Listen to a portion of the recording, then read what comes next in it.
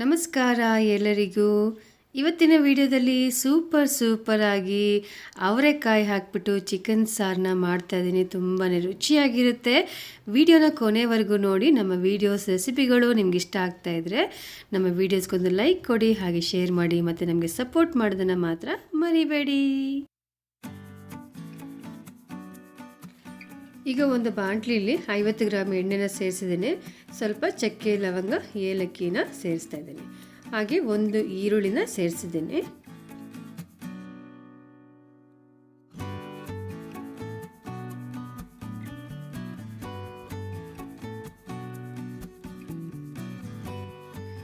ಈಗ ಬಿರಿಯಾನಿ ಎಲೆ ಸೇರಿಸ್ತಾ ಇದ್ದೀನಿ.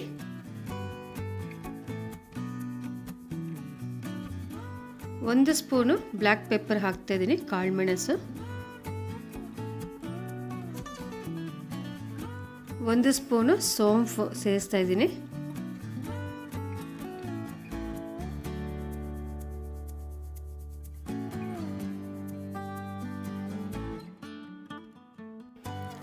ಈಗ ಶುಂಠಿ ಬೆಳ್ಳುಳ್ಳಿ ಸೇರಿಸ್ತಾ ಇದ್ದೀನಿ.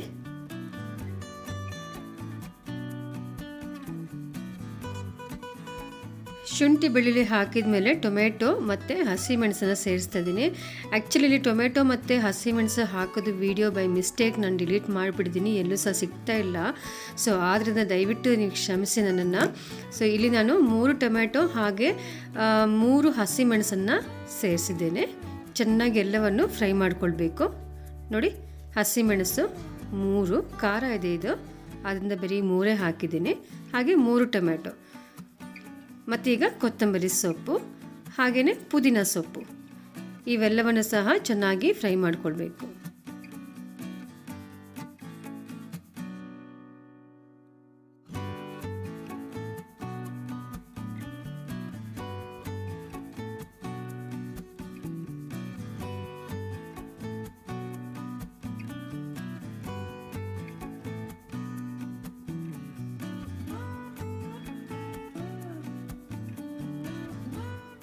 ಈಗ ನಾನಿಲ್ಲಿ ಅರ್ಧ ಚಿಪ್ಪಷ್ಟು ತೆಂಗಿನಕಾಯಿ ತುರಿದಿದ್ದೀನಿ, ಅದನ್ನು ಸಹ ಸೇರಿಸ್ಕೊಳ್ತಾ ಇದ್ದೀನಿ. ಎಲ್ಲವನ್ನು ಒಟ್ಟಿಗೆ ಹೀಗೆ ಚೆನ್ನಾಗಿ ಫ್ರೈ ಮಾಡಿಕೊಳ್ಬೇಕು.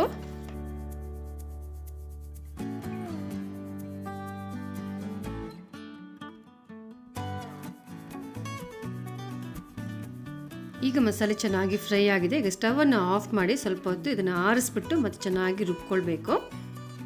ನೋಡಿ, ಈಗ ಮಸಾಲೆ ಚೆನ್ನಾಗಿ ರುಬ್ಬಿದ್ದೇನೆ, ರೆಡಿಯಾಗಿದೆ ಮಸಾಲೆ. ಈಗ ಅದೇ ಬಾಣಲಿಗೆ 100 ಗ್ರಾಮಷ್ಟು ಎಣ್ಣೆನ ನಾನು ಸೇರಿಸಿದ್ದೇನೆ ಮೊದಲಿಗೆ. ಹಾಗೆ ಒಂದು ಈರುಳ್ಳಿನ ಹೀಗೆ ಸೇರಿಸ್ತಾ ಇದ್ದೀನಿ, ಸಣ್ಣದಾಗಿ ಕಟ್ ಮಾಡ್ಕೊಂಡಿದ್ದೀನಿ, ಆಯಿತಾ. ಸೊ ಚೆನ್ನಾಗಿ ಈರುಳ್ಳಿ ಫ್ರೈ ಮಾಡಬೇಕು, ಸ್ವಲ್ಪ ಬ್ರೌನ್ ಆದರೆ ಸಾಕು. ಹಾಗೆ ಜೊತೆಯಲ್ಲಿ ಸ್ವಲ್ಪ ಕರಿಬೇವು ಸೊಪ್ಪನ್ನು ಸಹ ಸೇರಿಸ್ತಾ ಇದ್ದೀನಿ.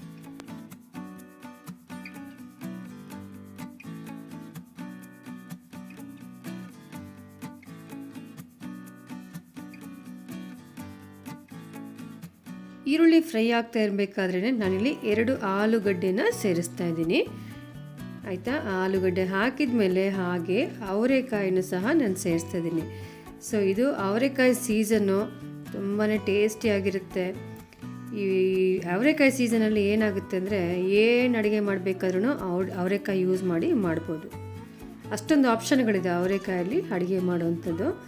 ನೋಡಿ, ನಾನಿಲ್ಲಿ ಅರ್ಧ kg ಅವರೆಕಾಯಿ ತಗೊಂಡಿದ್ದೀನಿ. ಎಲ್ಲ ಅರ್ಧ kgಲಿ ಎಲ್ಲ ಸುಡಿದಾದ್ಮೇಲೆ ಎಷ್ಟು ಬಂದಿದೆ ಅಷ್ಟನ್ನು ಸಹ ನಾನಿಲ್ಲಿ ಸೇರಿಸಿದ್ದೀನಿ.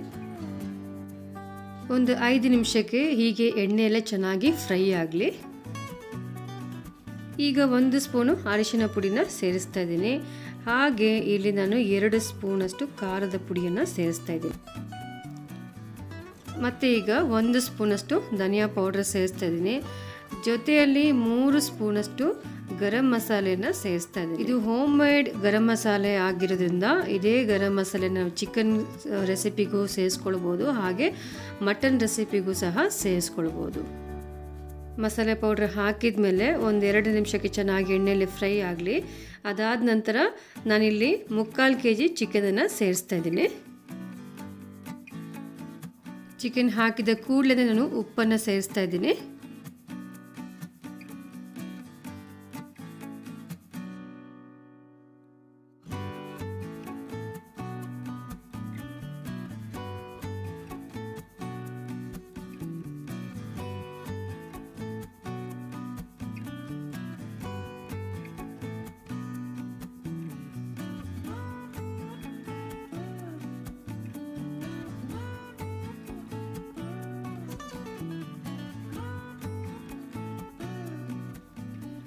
ಮಸಾಲೆ ಚೆನ್ನಾಗಿ ಮಿಕ್ಸ್ ಆಗಿದೆ.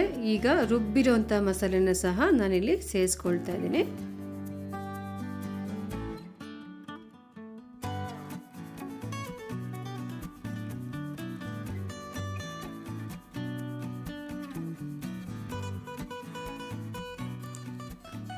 ಈಗ ಸ್ವಲ್ಪ ನೀರನ್ನು ಸೇರಿಸ್ಕೊಳ್ತಾ ಇದ್ದೀನಿ. ನಿಮಗೆ ತಿಕ್ನೆಸ್ ಎಷ್ಟು ಬೇಕೋ ಅಷ್ಟು ನೀರನ್ನು ಸೇರಿಸ್ಕೊಳ್ಳಿ. ಬಟ್ ಇದು ಚೆನ್ನಾಗಿ ಬೇಯಬೇಕಷ್ಟೇ. ಚಿಕನ್ ಹಾಕಿದ ಮೇಲೆ ಒಂದು ಮಿನಿಮಮ್ 15 ನಿಮಿಷಕ್ಕಾದರೂ ಬೇಯಿಸಲೇಬೇಕು. ಮ್ಯಾಕ್ಸಿಮಮ್ ಅಂದರೆ ಒಂದು 20 ನಿಮಿಷಕ್ಕೆ ಬೆಂಕಿಯನ್ನು ಮೀಡಿಯಮ್ ಫ್ಲೇಮ್ನಲ್ಲಿ ಇಟ್ಬಿಟ್ಟು ಚೆನ್ನಾಗಿ ಬೇಯಿಸಬೇಕಾಗುತ್ತೆ.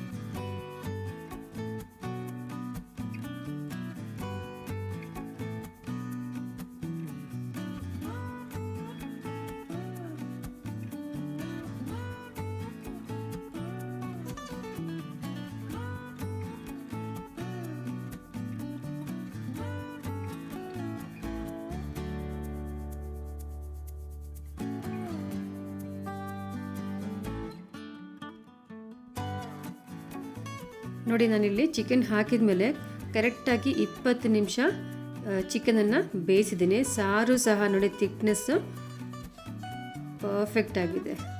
ರಾಗಿ ಮುದ್ದೆಗೆ, ವೈಟ್ ರೈಸಿಗೆ ಸೂಪರು. ನನಗಂತೂ ಈ ಸಾರು ಜೊತೆ ರಾಗಿ ಮುದ್ದೆ ತಿನ್ನಬೇಕು ಅಂತ ತುಂಬ ಆಸೆ ಆಗ್ತಾಯಿದೆ. ಆದರೆ ನಾನು ಇವತ್ತು ರಾಗಿ ಮುದ್ದೆ ಮಾಡಲಿಲ್ಲ, ಬರೀ ವೈಟ್ ರೈಸ್ ಅಷ್ಟೇ ಮಾಡ್ತಿದ್ದೀನಿ.